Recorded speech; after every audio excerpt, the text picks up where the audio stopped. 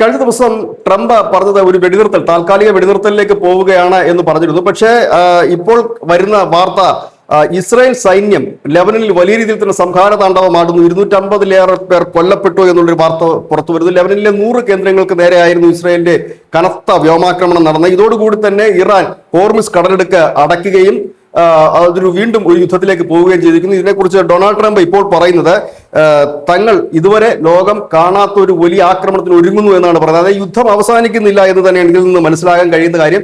Iran പറയുന്നത് വെടിനിർത്തൽ America ലംഘിച്ചു, ഇസ്രായേൽ ലംഘിച്ചു. അതിന് പറയാൻ പ്രധാനപ്പെട്ട കാര്യം ഇറാൻ കൊടുത്തിരിക്കുന്ന 10 ഇന നിർദ്ദേശങ്ങളുണ്ട് ഈ സമാധാന കരാറിനുണ്ട്. അതിൽ ഏറ്റവും പ്രധാനപ്പെട്ടത് ലെബനനിലുള്ള ഹിസ്ബുള്ള കേന്ദ്രങ്ങളിൽ ഇസ്രായേൽ ആക്രമിക്കരുതെന്നായിരുന്നു. പക്ഷേ അത് പറഞ്ഞതിന് തൊട്ട് പിന്നാലെ തന്നെ ഇസ്രായേൽ അവിടെ ആക്രമണം നടത്തുക മാത്രമല്ല 250 പേരെ കൊലപ്പെടുത്തുകയും ചെയ്തിരിക്കുന്നു. ഇതിന്റെ ഒരു പ്രത്യാഘാതമായിട്ടായിരിക്കണം ഹോർമുസ് കടലിടുക്ക് ഇറാൻ അടയ്ക്കുകയും ചെയ്തിരിക്കുന്നു.